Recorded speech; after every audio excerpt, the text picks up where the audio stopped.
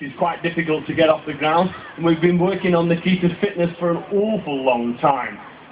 She flies on the side of Pennygent in the North Yorkshire Dales all winter time, and she is pretty good at handling the wind currents that are fairly constant.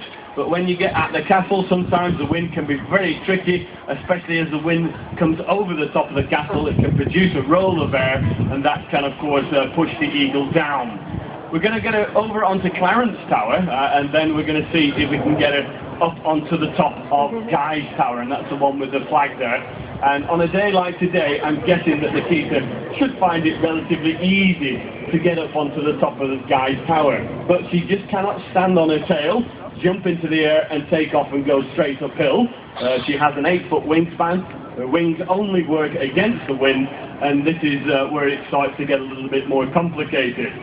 You might have noticed in the back distance, David, the other falconer that works at the castle, was running up some steps, and the only reason that Nikita is going to go to the top of the castle is because David is going to offer a reward up there. And when David's match fit, he can get up there in 27 seconds. So when he comes out at the top, I expect you to give him a really big round of applause. His legs will be burning and he'll be gasping for breath, but it is worth the effort. And, there he goes, right, thank you. Now, Nikita can instantly see the food from there. She's got about 8 to 10 times better eyesight than me and you, but it's not going to be easy.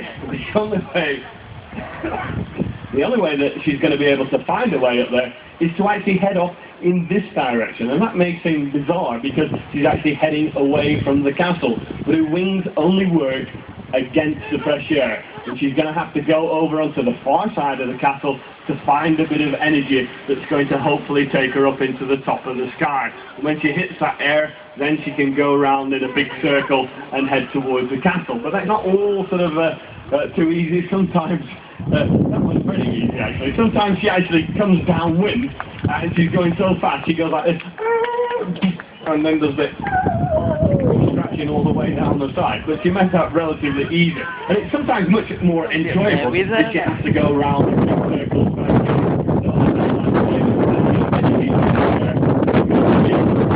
From there we're going to get it to go all the way back down here, and it will be brilliant to end the show with the eagle on very exciting stuff. But Nikita's birthday will leave a lot to be desired.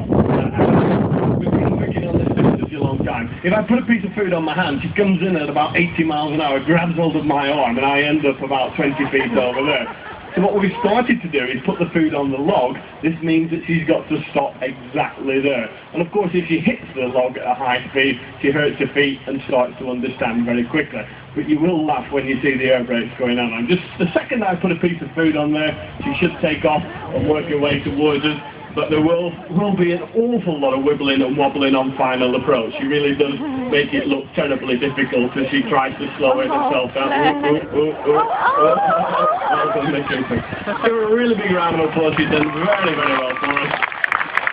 That's about as exciting as it's going to get for our second presentation. I hope you've all enjoyed watching the birds fly. I've certainly enjoyed presenting this show for you. Enjoy the rest of your day at Warwick Castle. Thank you very much.